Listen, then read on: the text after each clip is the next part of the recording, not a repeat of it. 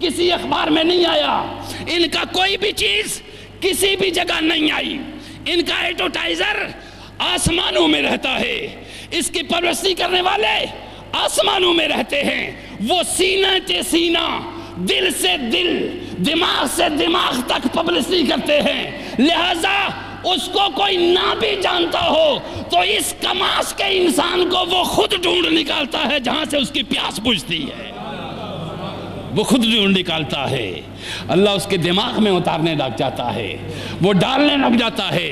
تو لہٰذا اس چیز کو ذہن میں رکھیے کہ اسلامی ریاست کے بڑے مقاصد میں سے اور اسلام میں سے پہلا مقصد کیا ہے؟ اللہ سے تعلق عبودیت قائم ہو جانا، اللہ سے تعلق بندگی ٹائم کی پابند نہیں ہوتی، بندگی جگہ کی پابند نہیں ہوتی، بندگی وقت کی پابند نہیں ہوتی، بندگی مسجد کی پابند نہیں ہوتی، بندگی کسی خانقاہ کی پابند نہیں ہوتی، بندہ جہاں بھی ہو وہ بندہ ہوتا ہے اور اس کا عمل بندگی ہوتا ہے، اس کی انڈسٹری اس کے ساتھ ہے، اس کی فیکٹری اس کے ساتھ ہے، جہاں پہ بندگی محبت میں ڈھل رہی ہوتی ہے، جہاں پہ بندگی پگھل رہی ہوتی ہے، اس بندگی کے انداز سے اس کا جسم اور اس کا دماغ اور اس کی سوچیں اور اس کے خیالات روشن ہو رہے ہوتے ہیں۔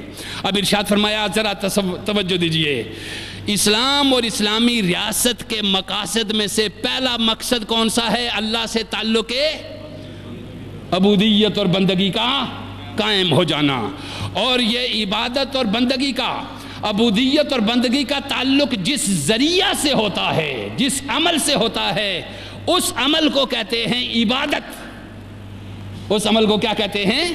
عبادت۔ تو میں نے جیسے کہہ دیا وہ جگہ کا پابند، وقت کا پابند، مثلا میں نے نماز فجر پڑھی ہے تو اب میں ظہر تک کی پابندی کے درمیان میں اللہ سے کٹ نہیں سکتا، اگر میں تاجر ہوں گا تو اللہ سے جڑا رہوں گا، اگر میں جج ہوں گا، جسٹس ہوں گا تو اللہ سے جڑا رہوں گا، اگر میں سپہ سالار ہوں گا تو اللہ سے جڑا رہوں گا، چونکہ وہاں عبادت کا تعلق ہوتا ہے، یہاں خدمت کا تعلق ہوتا ہے۔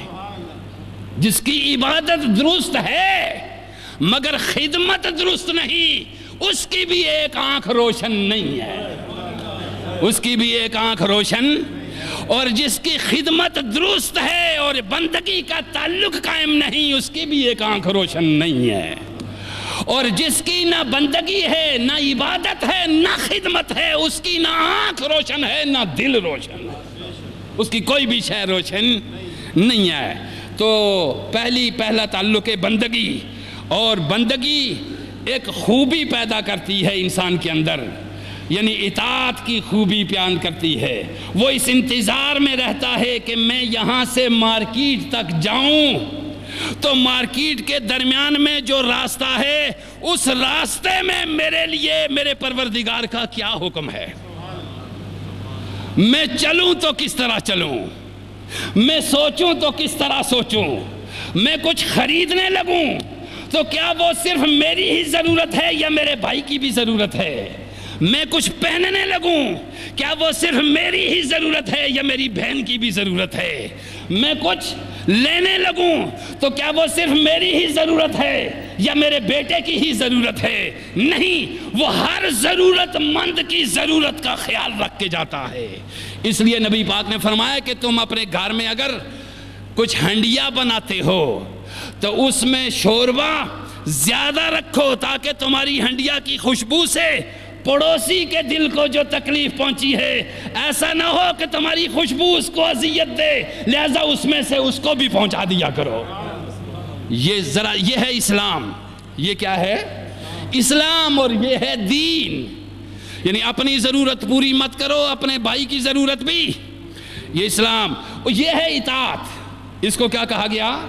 اطاعت، اور یہ اطاعت کا اظہار کس چیز سے ہوتا ہے؟ اس اطاعت کا، یعنی موتی دل اور دماغ ہوتے ہیں نا، اطاعت دل اور دماغ ہوتے ہیں۔ اس کا اظہار کس سے ہو کہ اس شخص کا دل اور دماغ مطیع ہو گیا، اطاعت گزار ہو گیا۔ اس کا اظہار پھر تعمیل سے ہوتا ہے، عمل سے ہوتا ہے، چونکہ اندر کی جو حالت ہوتی ہے پھر باہر کی بھی وہی حالت۔ اندر جس چیز کی اظہار، اندر جو چیز ہے، الاناء یترشح بما فی، برتن میں جو کچھ بھی ہو چھلکتا ہے تو وہی باہر آتا ہے۔ اگر اس میں لسی ہے تو وہ باہر آئے گی، اگر اس میں زہر ہے تو وہ باہر آئے گا۔ ہر انسان اپنی زبان کے پیچھے چھپا ہوا ہے، ہر انسان اپنی زبان کے پیچھے چھپا ہوا ہے، ہر انسان اپنی نگاہ کے پیچھے چھپا ہوا ہے۔ ہر انسان کا ڈیزائن اس کے فیس کا وہی ہوتا ہے جو اس کے اندر کا ڈیزائن ہوتا ہے، جو اس کے اندر کا ڈیزائن ہوتا ہے، جو اس کے اندر کا سانچہ ہوتا ہے۔ توجہ دیجئے، تو کس طرح ہوا عبادت کا اظہار؟ اطاعت سے۔ اطاعت کا ظہور کس چیز سے ہوا؟ عمل سے۔ اور پھر جب یہ چیزیں پیدا ہو جائیں تو یہاں پھر قائم ہو جاتا ہے تعلق، اس کو تعلق عبودیت کہتے ہیں، یعنی عبادت جو وقت کے ساتھ خاص ہے، عبودیت وہ ہے جو وقت کے ساتھ خاص۔ اس لیے یہاں کہا گیا کہ عبودیت، عبادت کا تعلق یہ ہے کہ رمضان آئے گا تو روزہ رکھو گے، عبادت کا تعلق یہ ہے کہ پیسے ہوگے تو حج کرو گے، عبادت کا تعلق یہ ہے کہ مال ہوگا تو زکوٰۃ دو گے، عبادت کا تعلق یہ ہے کہ ٹائم ہوگا تو ان الصلاۃ کانت علی المؤمنین کتابا موقوتا، نماز بھی وقت پہ فرض ہو گئی۔ یہ ہے عبادت۔ اس عبادت سے تم اسلام تک پہنچو گے، مگر اس کے بعد جو تعلق بندگی ہے اس سے ایمان کی حلاوت کو پالو گے، اس سے ایمان کی حلاوت کو پالو گے۔ مسلمان ہر کوئی ہے، من قال لا الہ الا اللہ فدخل الجنہ، جس نے بھی کلمہ پڑھا وہ مسلمان ہے، مگر ایمان کی تصدیق کے لیے اندر کا باہر کے مطابق ہونا ضروری ہے، اور باہر کا اندر کے مطابق ہونا ضروری ہے، اس کو ایمان کہتے ہیں۔ پھر احسان ہے ایک، جس میں دل کا بھی، دماغ کا بھی، اندر کا بھی، باہر کا بھی، قول کا بھی، فعل کا بھی، نگاہ کا بھی، سماعت کا بھی، ہر ایک شے کا ایک ہونا ضروری ہے، اس کو احسان کہتے ہیں۔ گویا کچھ ہو گئے مسلمان، کچھ ہو گئے مومن، اور کچھ ہو گئے محسن۔ کچھ ہو گئے کیا؟ محسن، جن کی سب شے ایک ہو گئی، اور وہ ایک ہو جانا ان کو ایک تک لے گیا، چونکہ کل شیء یرجع الی اصلہ، جب آپ کی ہر شے ایک ہو گئی تو جہاں وہ اپنے ایک تک پہنچے گا یکتائی تک لے جائے گا۔ پھر جس طرح وہ یکتا ہے اس طرح اس جیسا بھی کوئی دوسرا نہیں ہوگا، اس جیسا بھی کوئی دوسرا، میرے نبی جیسا کوئی دوسرا لے آؤ، میرے محبوب محمد عربی جیسا کوئی دوسرا لے آؤ۔ خدا نے فرمایا تم تو کیا لاؤ گے، میں نے 1,24,000 پیغمبروں میں بھی اس جیسا کوئی نہیں بنایا، میں نے آسمانوں میں بھی اس جیسا کوئی نہیں بنایا، میں نے زمینوں میں بھی اس جیسا کوئی نہیں بنایا۔ وہ یکتا ہو گیا بندگی کے اندر، تو میں یکتا ہو کر اس کا ہو گیا احدیت کے اندر۔ اب آپ نے ارشاد فرمایا تو یہ تعلق ہے بندگی کا۔ اب ارشاد فرمایا دوسری چیز،